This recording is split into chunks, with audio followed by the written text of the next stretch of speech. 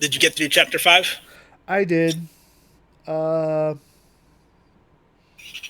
You want to get gallop through it real fast before Avery or Brill shows up, and then and then, chat for a little bit longer before going to sleep? yeah, we can. Honestly, um, I didn't get much out of this either. I'm not sure how much you got out of it. Very little. Yeah. Uh, It wasn't relevant mostly to what we're talking about or what we no. care about. If there's one thing, so like I don't know, they brought up spectacles in the first section, and I was like, I don't know why they're bringing up spectacles.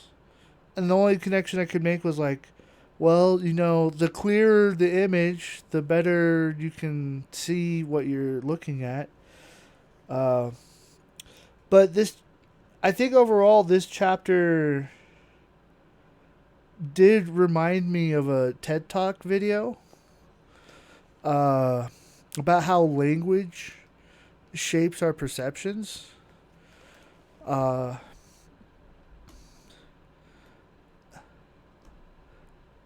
or how language shapes thought.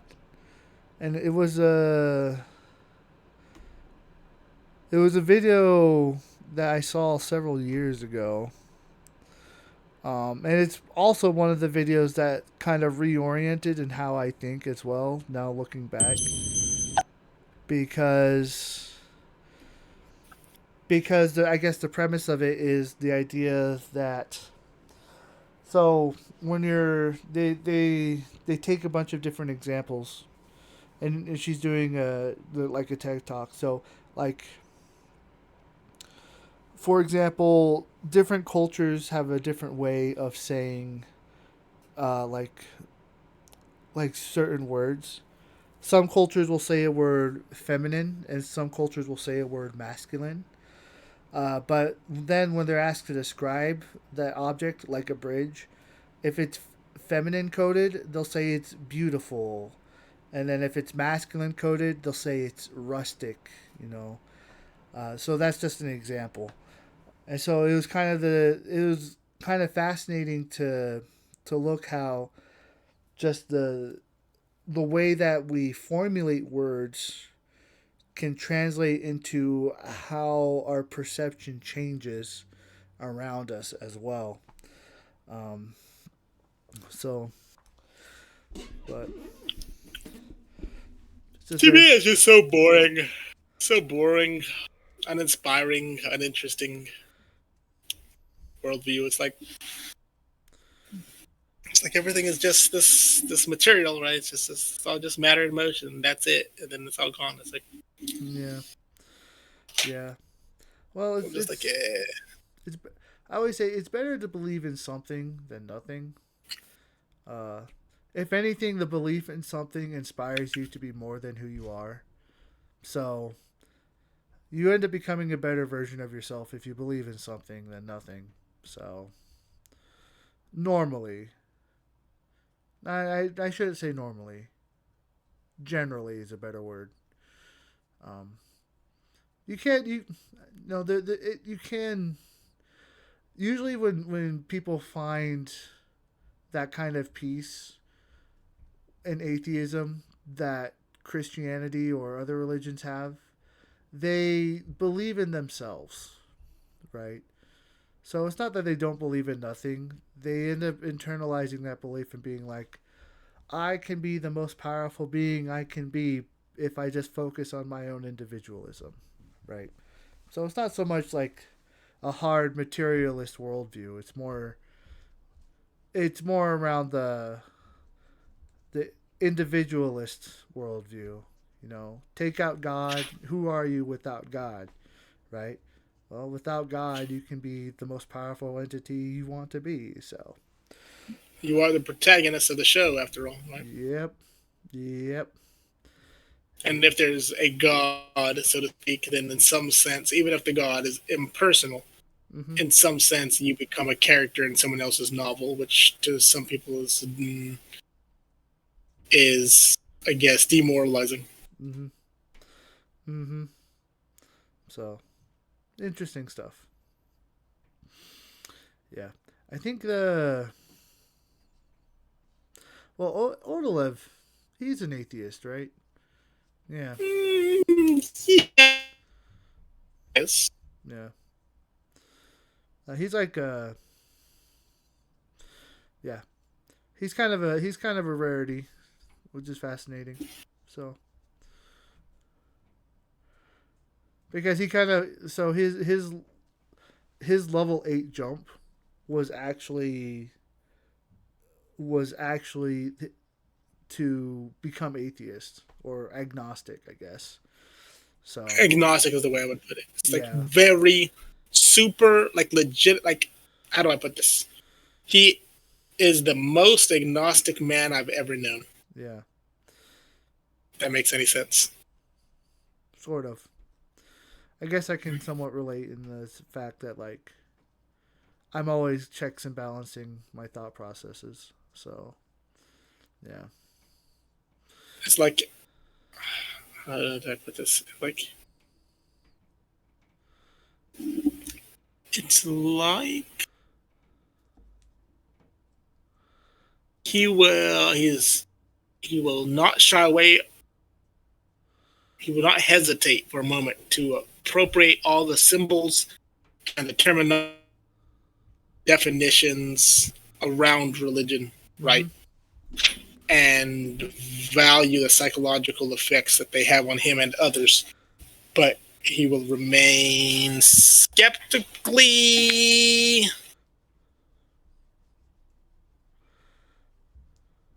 ambivalent about them pointing to any of status beyond what we can verify logically and empirically.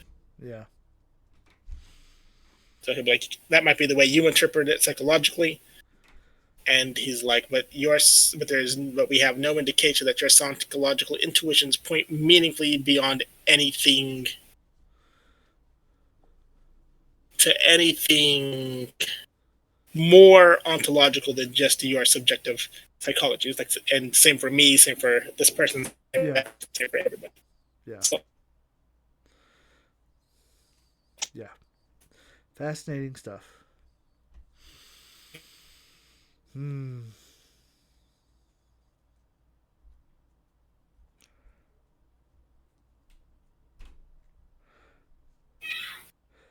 I had a sad thought. am I break? Am I breaking up a lot? You are a bit, but I'm getting enough to understand what you're saying. So so it's a little bit, but not like every other word. All right, You just you're coming through clearly now. yeah, you just shook your head. Oh, very nice. Okay, did the Indian head bubble. So what's the sad thought you had? Oh, it was the idea that I would never fully believe in the way like in an idea or concept in the way that I used to when I was younger. You know, Mm-hmm. just because I check and balance everything, just makes me sad. You know,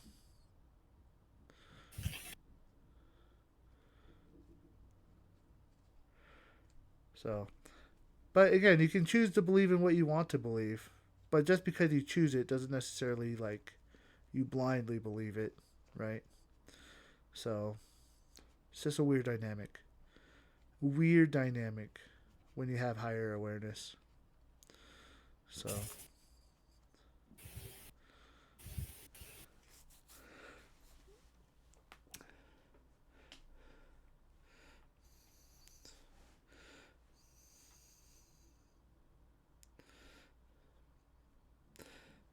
but it might hit different for us because remember I I'm an INFP, so for me like core beliefs and values are like a big part of like how I identify my identity, right? And so it's just been weird coming to terms with the fact that part of my identity now is not having a completely full identity, I guess. Yeah, So, a strange paradox, right? Strange paradox. It's that same paradox has to kind of take place with a TI framework as well. Like Yeah. you have to be like I know that based upon experience and emotion and lived experience, he was like that though no framework can ever truly be true, and if no framework is true, then it is logically true that no framework is true, right? And then Yeah. that kind of the TI kind of turns back in on itself and kind of both frees itself and cannibalizes itself at the same instance, kind of like your FI does. It's like I now identify as someone who, in a certain sense, has no real identity, right? So it's like the FI now turns, you Yeah. know, kind of, Yeah. Yeah. So. it kind of transcends and encompasses its own self. It tries to come out of itself, encapsulates itself, Yeah. becomes something more. Mm-hmm. But you are right. There's a certain price that's paid. That's like the certainty, right? But then, kind of the reason we're here now is because we were uncertain of our certainty. Like even when we had it, which is why we doubted it and looked around in the first place. Yeah, that's true. Because we wanted to, we argued or read or researched because we had confirmation, but we wanted to prove it. Like that was me. I was like, oh, I know it's true, and I just want to prove it to myself and everyone else now, right? But then, Yeah. That didn't work out so well. and so it's like I was certain, but I was uncertain of my certainty. Like my own certainty was in doubt, right? And now we are just certain that we are uncertain, right? So first it was a certainty of which we were uncertain, and now we are certain that now it's a certainty that we are uncertain, right? And there's a certain comfort, there's a certain trade-off that comes with either side, right? There's a certain comfort that certain gain, certain loss, gains and losses. So, and my instance, like I got hurt so bad trying to be so certain, trying to make everything work, that at this point in my life, I'm tremendously content to hold all of the frameworks I currently do with an open hand, right? And it's like I have enough.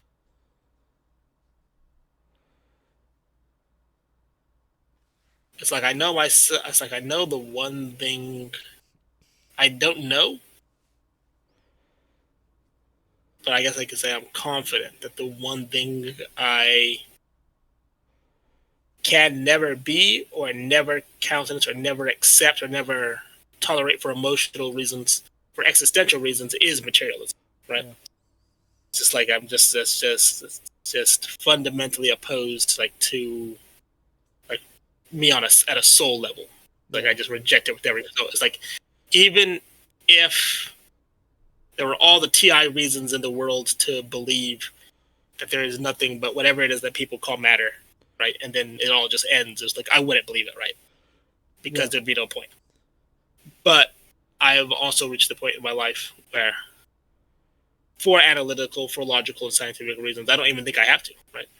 It's like I don't even think it's like that's not something that gives me any concern. Yeah. And so it's like I think I have enough good, logical, personal experience reasons, like synchronicities and like dreams and like experiences, and then analytical reasons and scientific reasons to be like, oh, like there's no reason to countenance the void. There's no reason to believe that it's all just, that it's like that matter is anything more than the projection of our own minds, and it's just mind magic all the way down, right? Yeah. And so, but so that gives me a certain comfort to be like, let me see. In the past, the one thing I thought I needed to be certain of was like a certain kind of Christianity, right? Yeah. Now it's just like anything, or virtually anything that isn't materialism will do, right? So it broadens up like a whole spectrum of viable possibilities that I can stay away from that keep me out of the void. And so I'm just like Buddhism, Hinduism, Christianity. I'm like Islam. I kind of don't like Islam. I'm like, but even you're like whatever. And so, but I guess at this point in my life, I'd say I'm more of an omnist, just like every religion, it kind of has its like the different expressions of the human soul, the human experience of every religion, is kind of true in the core experiences that the humans have had, not necessarily in the way they encode it in philosophy and language. Yeah. And I'm like, I don't necessarily need to commit to any one of them, like, so long as the core essential of what they're pointing at um, has something that I can hold on to empirically and existentially, I was like, I'm good, you know. Yeah. So it's a good place to be for me. I'm glad, man. I'm glad. Yeah. Yeah. I think part of my problem is I haven't been able to get rid of the. I guess for me, there's still a possibility that the void is an option. I guess, right? So, uh, there's a possibility of atheism, right? So, um, I just trying to come to terms with that. I guess. Huh. That I guess everything is true and not true simultaneously if I look at it that way, right? So the to the point it doesn't matter, right? Yeah. So, um, but and it's funny. It was something you said last week. I'm trying to remember that kind of got me thinking on this too. Uh, and I remembered it for a fleeting moment, and now I don't remember what it was. Dang it! Uh, but I think it had something to say that is like you kind of mentioned in passing that um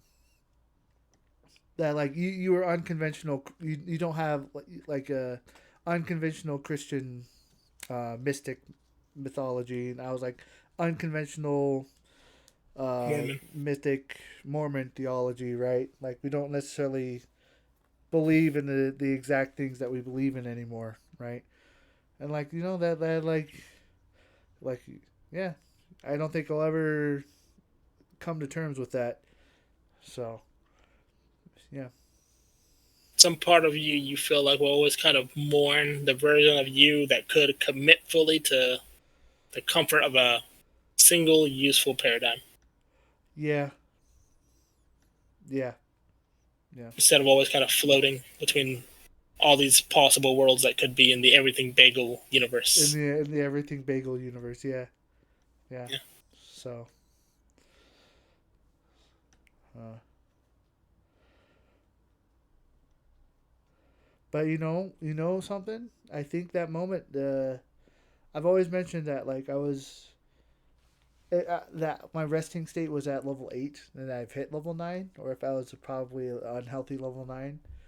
I think that part was necessary for me to help. I think I'm integrating it a little bit better. So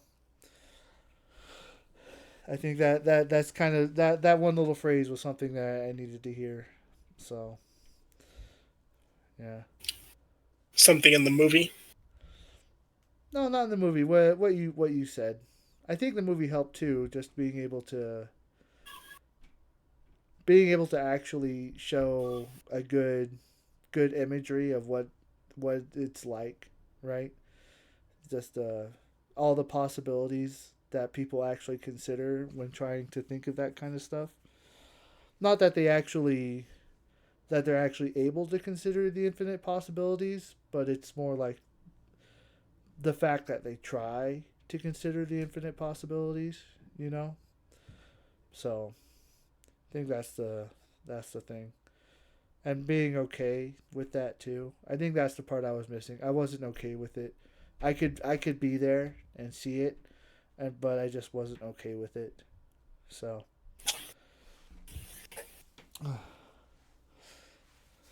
What kind of possibilities bothered or still bother you the most, would you say? um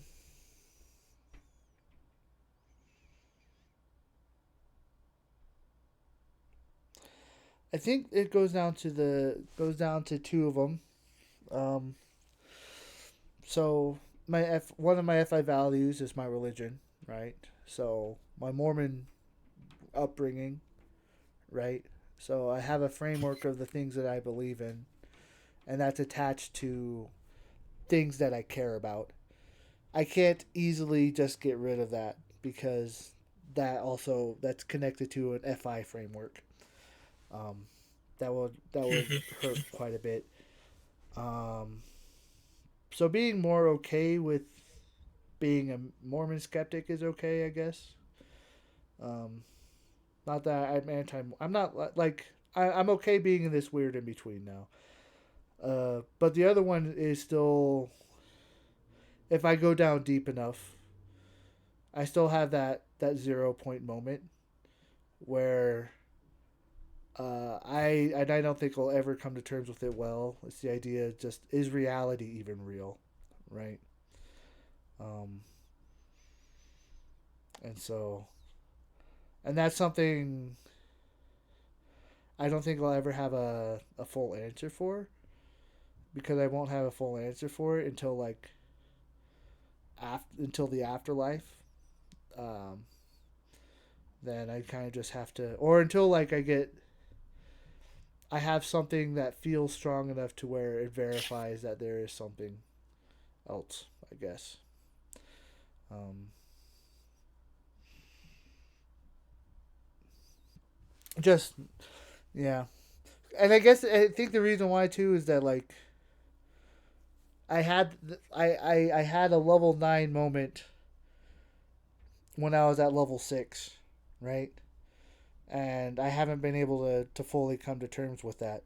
So like in the movie, when the girl was kind of forced into that level 9 framework, that's kind of somewhat similar to what I did unintentionally, right?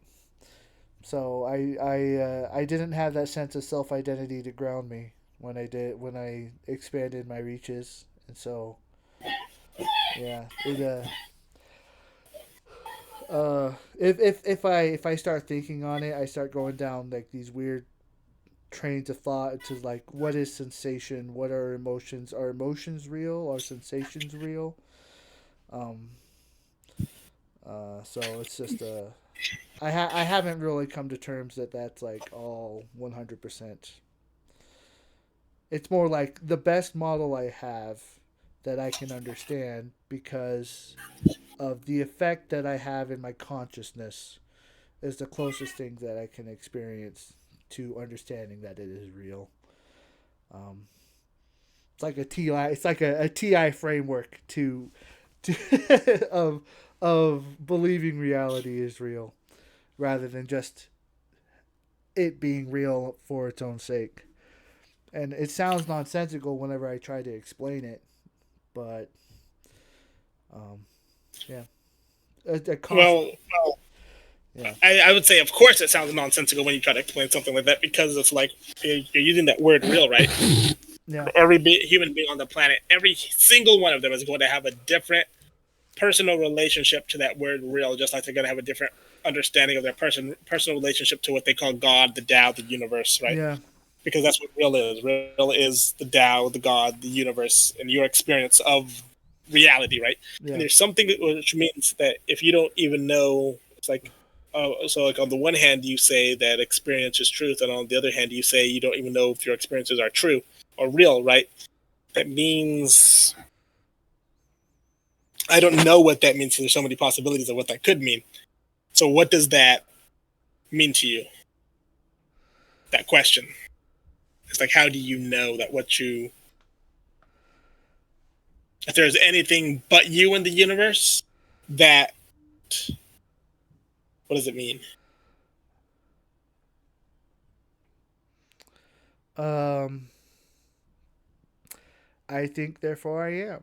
I am. I exist. I don't know. I think beyond that, what else matters? I guess.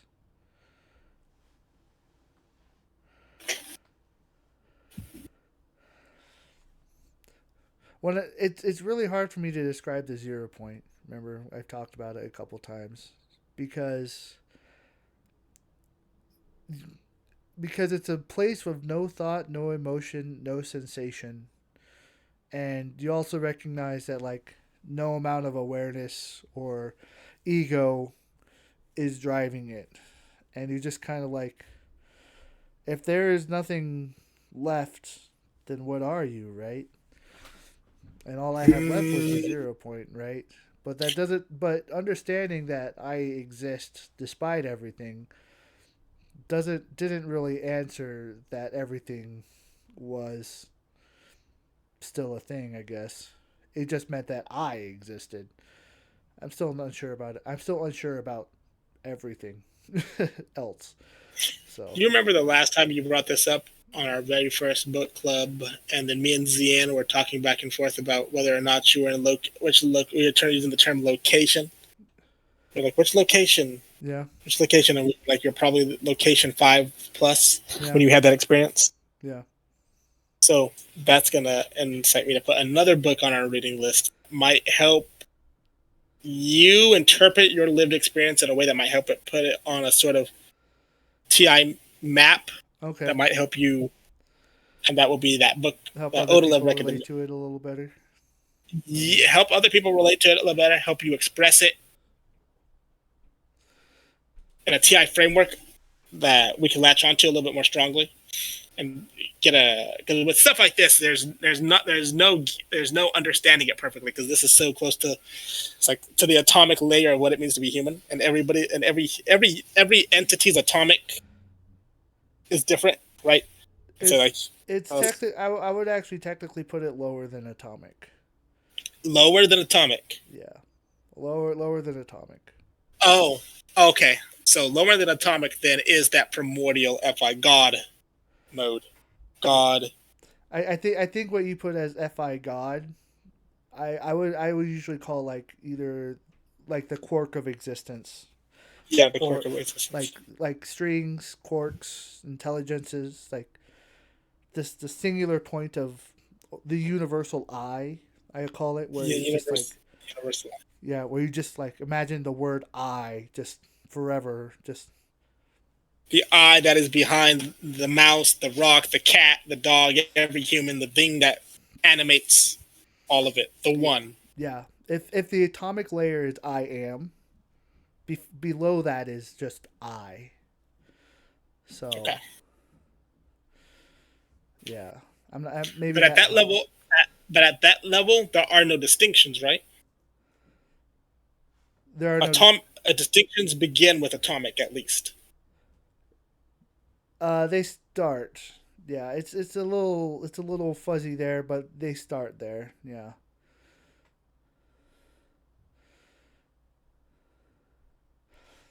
It's partially why I think in the Fi God layer, if that's where we're explaining it, uh,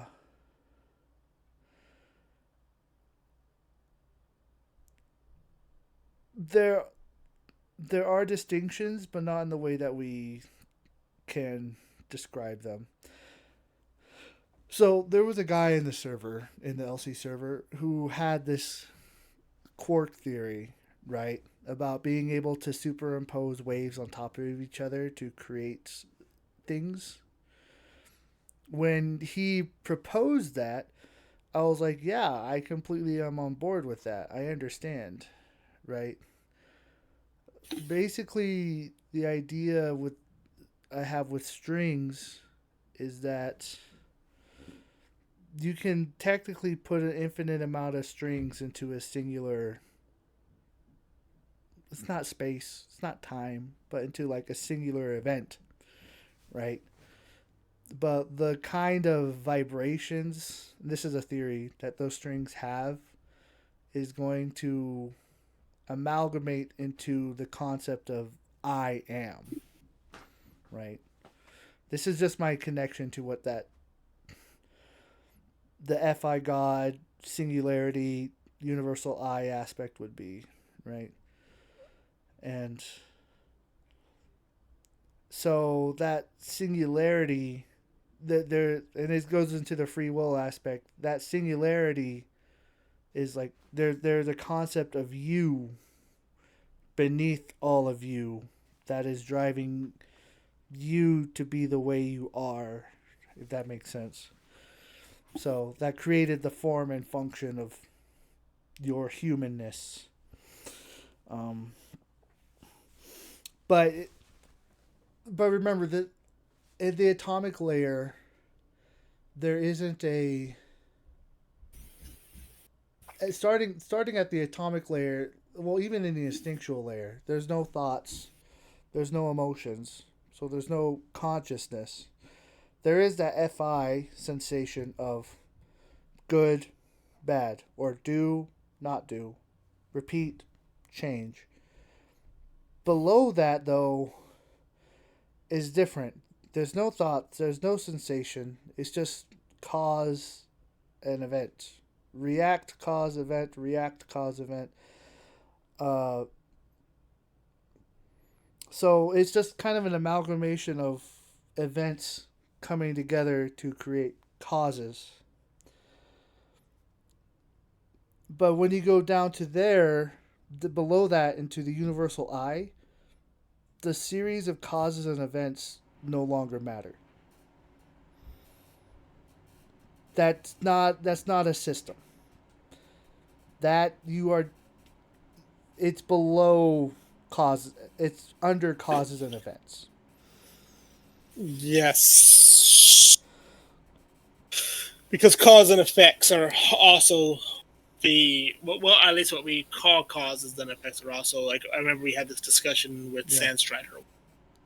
It's like time and space, causes and effects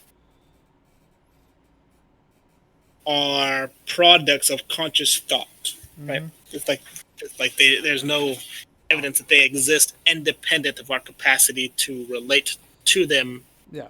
and construct narratives. It's like even in quantum mechanics, I forget all the intricacies, but I do understand that what we think of as time and space begin to break down, right? They begin to lose any meaningful point of reference. And Yeah. somebody who's far more qualified than I will ever be to talk about these kind of things was talking about how it's like in the way we humans relate to time. It's like we can see. It's like because of the way we humans relate to time. That's like we're looking through like a small little keyhole of the universe, and like we see a cat pass through, and it starts with the head and it ends with the tail, and we see this event occur so often that we use terms like cause and event to apply to the different events that we see happen around concurrent. So this, and we say, oh, the head of the cat causes the tail of the cat, and it's like, no, it's actually one whole it's one biological organism that's whatever, but because of the way we are constrained by our humanness, it's like we are constrained to access this part of the universe in this particular way, and then we use whatever. So it's like once you start talking about the universe below a human level of, or a biological level of experience, you by necessity begin talking. It's like time and space kind of lose any meaningful point of reference. Right. Yeah. So in the atomic level, there is still time and space because there's a cause and effect, right? But below that, there wouldn't be time and space because that's not a it's yeah. I also got rid of those metrics. So like when I There's say no I got time rid or of, space. yeah, I got rid of time, space, and yeah. So so and I my goal was to try to become nothing, so I had to consider everything, and um, yeah, I failed. I couldn't Yeah. become nothing. I discovered something below the 0 point where there was something at the very core under everything. So I am. not even I am, just I. So, just I. Am implies identity. So I. Oh, that's the atomic that we're talking Yeah. about. Yeah. I is computational. So. I. So. And now here's the thing: if I translate that I, to me is like the similar concept of holons, right? So, or and to me the holons and quarks are all kind of the same thing. So everything has an identity, but it's just stacked of identities on top of each other to form concepts of identities, right? So, and the other guy, That's oh, I'm sorry. that's no. Tell me about the other guy first. Well, he came up to actually something kind of similar. Funny enough, which I was like, "Oh wow, I actually agree with what you're trying to do." He tried to call the concept consciousness, which isn't which the reason why that's bad is because the when we think of consciousness, we think of very multi-layered system of thoughts and behaviors and emotions that interweave together to create patterns of external behaviors, right? Is an AI consciousness? Well, yeah, technically they think, so yeah, they're conscious, right? Or maybe they're not because they're manufactured, or but the word consciousness has a uh, Baggage. lot of baggage to it. So like when he started saying that like these core elements are conscious, what people will translate to is like, what are you saying? A rock can think? No, rocks don't Mm-hmm. think. No, that trees don't think. You know, but things have identities, right? Things have a there's like it's like a computation of things are supposed to work in a way that they're supposed to work, I guess. So, man, you got me so deep. Now I'm like nervous. uh, What is that nervousness? The inability uh, to express, or just it's uh, it's the inability for other people to really get the concepts that I'm trying to say. Because even if I explain it the way, like, so when I had this experience, right? So when people are hearing it second person, so I know that can't and they can't experience the way that I did it. So I have to intellectualize it. But even if I intellectualize it, like I understand that there are other methods of philosophies that counteract it, right? So it's like I'm kind of like, and I'm not the best debater, so I already know that like if I'm probably going to lose, uh, and so it's just it's a weird dynamic where I feel like I'm right in it because it's an event that I experienced because of something that I did that was kind of insane and crazy that no one can relate to. Uh, but I have to intellectualize it when I know that I'm competing against other frameworks that probably have mm-hmm. better methodologies than the way I'm describing it. And I kind of just have to sit and be there and just like, well, I'm sorry. Like, this is just, this is how I'm I've doing the understood best I it can with what I've had, with and what I'm I've just trying had. to And communicate my experience. Yeah, yeah, yeah. So, it's like you can't Pacific Rim, you know, compatible drift download the experience into somebody yeah, else's yeah, soul. It's like you have these yeah, words and yeah, systems. yeah. And the only way for people to experience is to go through the kind of the same mental processes that I did, I guess. But I don't think I don't. It's I was the only way reason I was able to do that was because I was in a lucky enough mindset to not want to exist, right? And the amount of I don't think people would be willing to put in the amount of effort to try to want to try to experience it that way. Uh, so therefore, it just kind of puts me in this weird bubble of like, well, maybe I'm just crazy. And I feel this way every time I mention it or talk about it. Every time I've talked about it, I've been like, well, I should mention it because this is where I'm coming from, but I don't think people will understand or get it. So, yeah, it's really weird.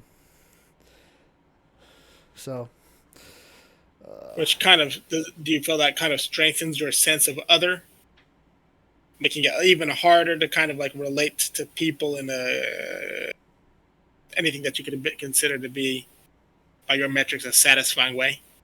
Yeah, it definitely feeds into that. Yeah.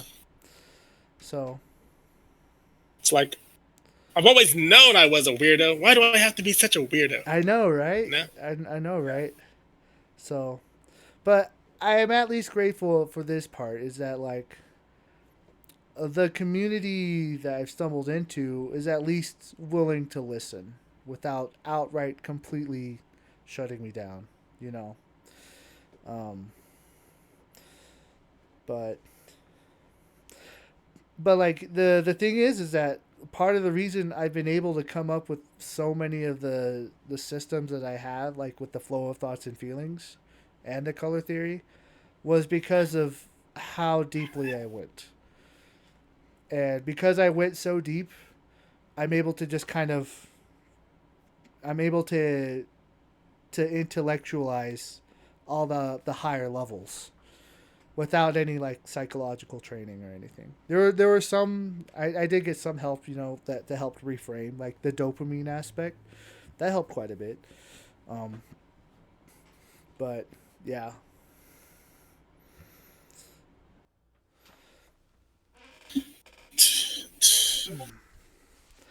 and I think CN says the extroverts are extroverting today.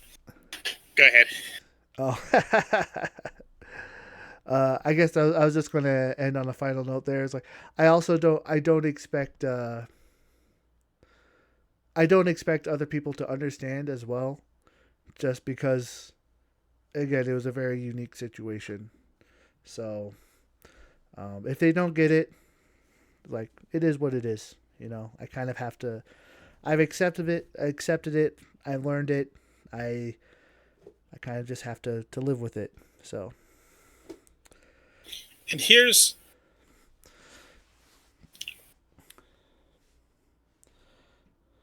I'm not gonna try to filter it because the more I try to filter it, the harder.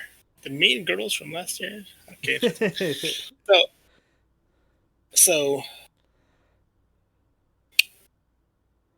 is to me truth is experience as far as we humans are concerned.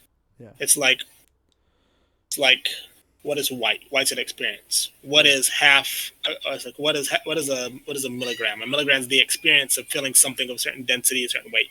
yeah, Like what is soft? Soft is the experience of something that's contrasted with something else that we could. It's like this. When we have this kind of experience, we give it a language, mm-hmm. use language to designate it as something we call soft. When we have this kind of experience, we call it something that's called hard. And different degrees of those experiences, right? Yeah, It's like I get one white thing and two white things together, and I use the term two to denote a new kind of experience of conjoining things that have a certain kind of something that I designate as being a relevant like this. Well, what is relevance? Relevance is an emotional experience, right? And you just keep going, and you just keep going. yeah, And it's like as far as humans are concerned, as far as as far as it's like we are incapable of even comprehending something outside the domain of mind, of spirit, of experience, right? So it's like logic, experience. yes, It's like getting burned by a fire, experience. It's like emotions, experience. Punching somebody else in the face, experience. White mm-hmm. kilometers is like joules. It's like all the way down to the bottom, right? Yeah, Which is why I can't be a materialist, right? In any good faith, at least not in the way most people understand it, because yeah, it's like you want me to believe that somewhere beyond the horizon of human experience, there's something that we can mean. I'm like, take away color, take away size, take away everything, take away every aspect that is accessible to consciousness. And what do you have? mm-hmm. No color, no weight, no size, no nothing. You have nothing, right? You have nothing. There's nothing to even talk about.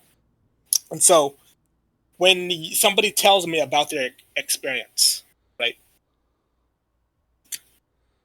Or when somebody tells me about their experience, even if it's a lie, so to speak, even if somebody's lying to me about something like, oh, I Yeah, saw somebody rob a bank at whatever, I know that what is at the very least true is they had a compilation of images in their head, if not in the public server we all access, in their mm-hmm. head, of this event that occurred, right? And it was true that they experienced mentally, this. So it's like everything is true somewhere, Yeah. right? Everything. There's no such thing as something that is not true somewhere. Yeah. It's just like how far does that truth expand, and then how far are you able to communicate it to others, right? Right. And then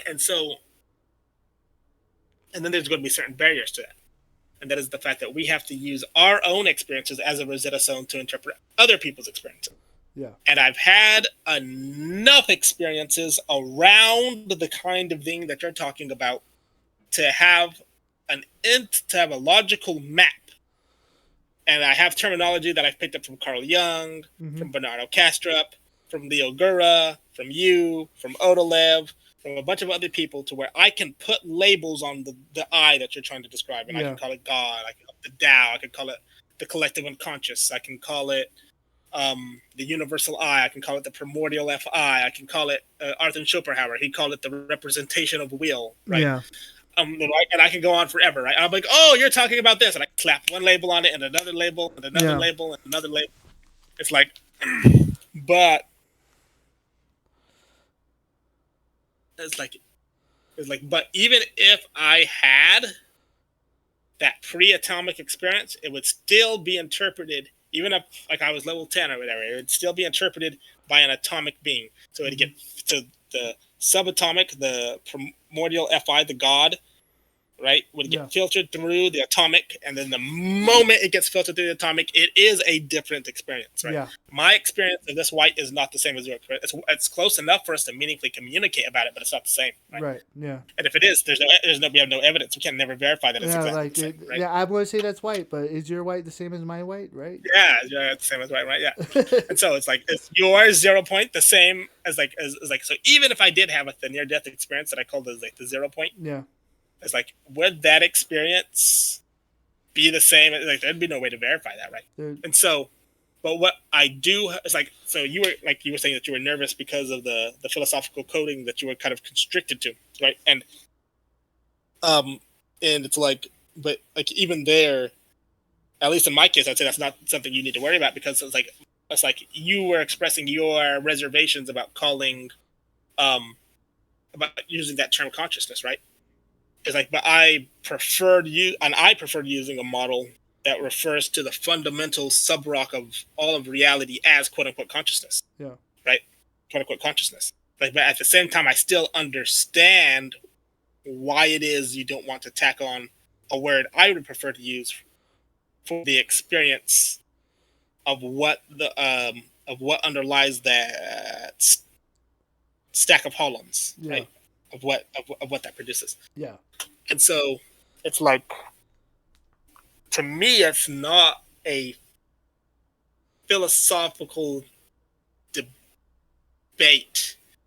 It is a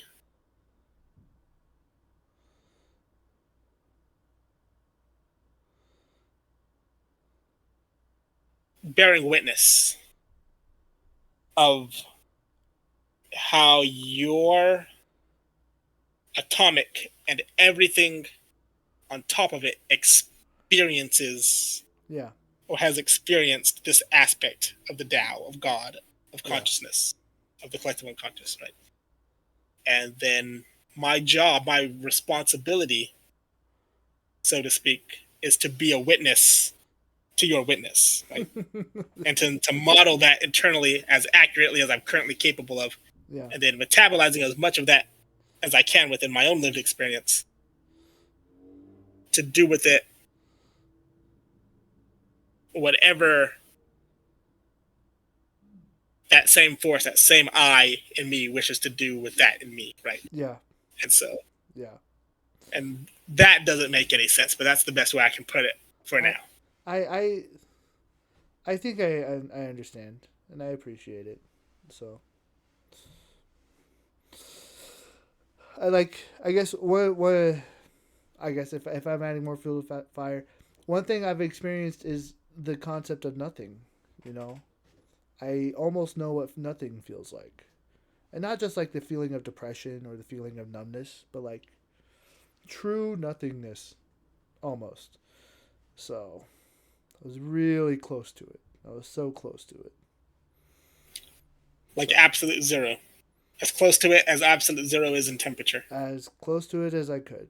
Yeah, I was able to consider everything and get and conceptual and I couldn't conceptualize everything, but I had a model to be able to discount any new information that came in. So it's like all any new information that's not real. So yeah. And when I finally, it's funny because remember in the movie, like I was doing level 9 thoughts at level 6. When I finally hit that 0 point, it actually made me depressed because I was like, man, I can't be nothing. There's no way for me to not be a Be being. something. Yeah, But do yeah, you know what that reminds me of is, okay, so absolute zero is actually hypothetical. yeah. There's no, it exists in our imagination. There's this thing called absolute zero where the Mm-hmm. molecules of the universe actually, like the atoms, Yeah, don't fluctuate at all. It's like things are so cold, there is no movement yeah, of any molecular structure whatsoever, but it's hypothetical. You can never actually reach it, just like, right? We can never actually, as far as we know, yeah. let me quantify that, we can never actually reach it, right? And then you, like, to me, as like, but right now, I think the lowest recorded temperature is like 400 and something below zero Fahrenheit, which is as close as they can come to absolute zero. Okay. And then you thinking about this nothing, this 0 point, right? Mm-hmm. It's like you almost got to nothing. To Mm-hmm. me, it's like I'm thinking of this kind of like a fractal. It's like just like absolute zero can exist in our minds, kind of can exist, or we think it can exist like in our minds, but it can't actually exist. It's like nothing, right? Like So apps, like so the problem with nothing is that any kind of metaphor, any kind of analogy, any kind of emotion, any kind of sensation, uh, will dissolve it. Nothing is nothing, right? So like the absolute zero, I guess would be a decent metaphor. How it's impossible to hit absolute zero. Another one is like they've done studies where they've scanned the space in a vacuum, right? They created a vacuum and just kind of did readings of off of that, and they found that stuff popped in into out and into and out of existence in that vacuum, right? So there was still something that existed even when technically nothing was in there. Uh, but the sensation of nothing, if I call it a sensation, like there is no sensation. Like that's the hard part to really articulate, right? Because nothing is nothing. Like there's no thought, no sensation, no emotions. There's no concept of time, space, no family, no connection. Uh, just uh, just you can't even say emptiness. Nothing is an emptiness. Like emptiness is a concept. It's a desire. You can't call empty, nothing empty, emptiness. empty is this. Empty is a box that has nothing in it, a Yeah, cup that has nothing in it. It's a container yeah, that has nothing in it, right? And yeah, it's not the yeah, same. yeah. That's what You they call a null set. hmm you can't call it a void. It's not a void, because a void is basically like the absence of light, right? Or Yep. similar to a cup that has nothing in it. No, it's nothing is nothing. So that's another weird thing is that like when I can't describe that aspect of it either. So because there's no metaphor that will ever truly I can't I can't use a metaphor because the moment I use something to describe it, it nullifies it. Well, So nothing is all like even the term nothing is already a metaphor because it says no thing, right? yeah, It's like no thing, right? All yeah, you're done, right? yep, yep, Already. yep. So So it's like the further you get from that is like the more problems you make for yourself. yeah, so I'm just a madman. What can I say? Yeah. High functioning schizo. High functioning schizo. Yeah. But uh, hmm. Ready to get some sleep? I am ready to get some sleep. Are you ready to get some sleep? I'm ready to get some sleep. That was some good conversation. Yeah, it was. Hmm. Always is. Always is. Never forget, Liquid. You're a good man. Okay. Thank you. I think the same of you. And Thank I you. appreciate that. You're going to do great things.